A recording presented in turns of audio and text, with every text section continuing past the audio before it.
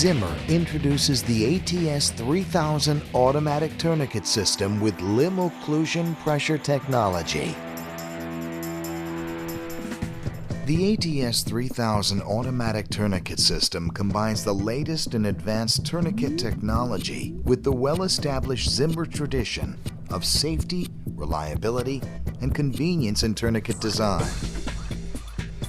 The ATS 3000 leads the tourniquet industry in offering LOP technology that senses, calculates, and reports the cuff pressure necessary to achieve a complete blood occlusion in the operative limb.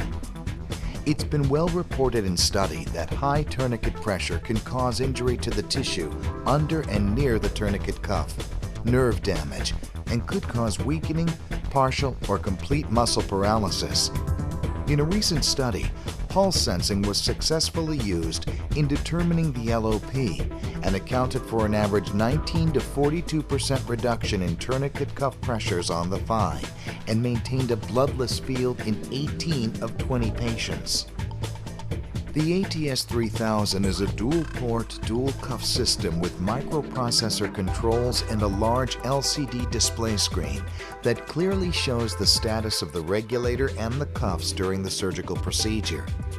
It features a 4-hour battery backup and user-defined default pressure and time settings.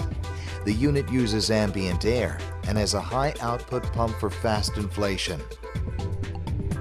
The lightweight, portable ATS 3000 can be mounted on an IV pole or placed on a table. The carrying handle makes the system easy to transport and includes pull-out hose hangers for storage and transport of cuff hoses. Dual-port technology is designed to allow separate control of the tourniquet cuffs to address potential physiological differences in the patient's limbs.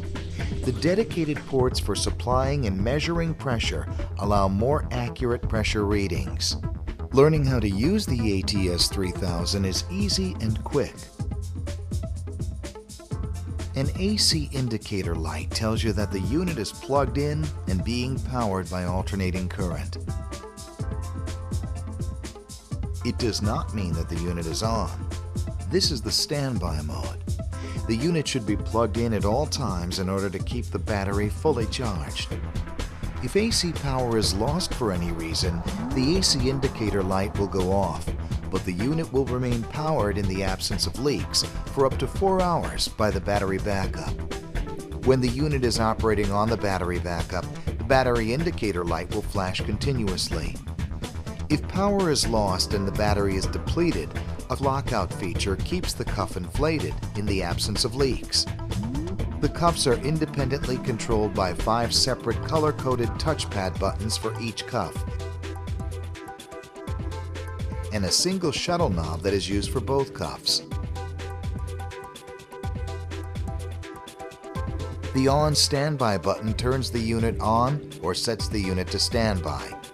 This button will not set the unit to standby unless the sensed cuff pressure is 0 for both cuffs. The pressure buttons and time buttons activate the shuttle knob to control either the pressure or time settings for each cuff independently. The shuttle knob changes the time or pressure values for each cuff. It can be used to change both the set pressure and time, which are the current settings in use. The default pressure and time are the settings the unit will hold in its memory when set to standby and return to when turned back on. These buttons, in conjunction with the shuttle knob, provide a safety feature that helps prevent the operator from inadvertently changing pressure or time settings during a procedure. Each cuff has a separate display on the screen. Touching a pressure button allows you to verify the set pressure in that portion of the display directly above the button. The shuttle knob can then be used to change the set pressure if desired. Touching and holding a pressure button more than 2 seconds allows you to verify the default pressure in the display. The shuttle knob can then be used to change the default pressure setting. Touching a time button allows you to verify the set time in that portion of the display directly above the button. The shuttle knob can then be used to change the set time. Touching and holding a time button for more than 2 seconds allows you to verify the default time in the display. The shuttle knob can then be used to change the default time setting.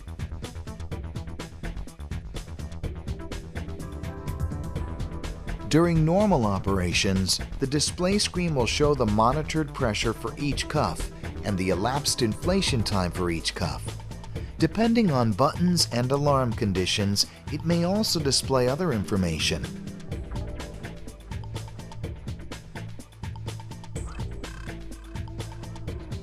The inflate buttons are used to inflate each cuff, and the deflate buttons are used to deflate each cuff.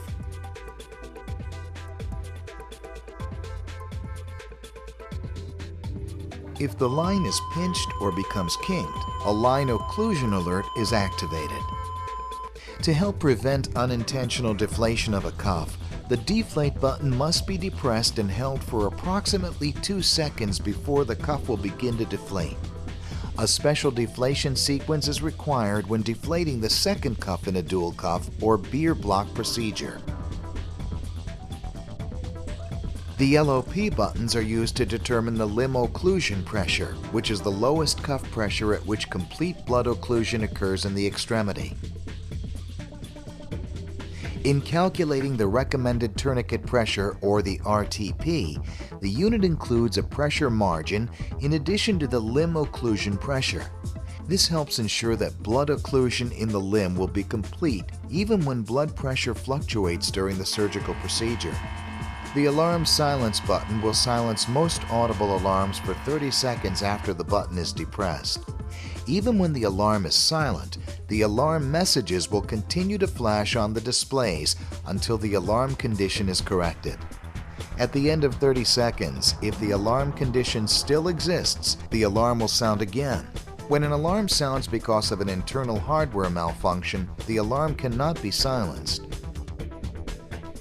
The cuff connector ports are color-coded to match the corresponding control buttons.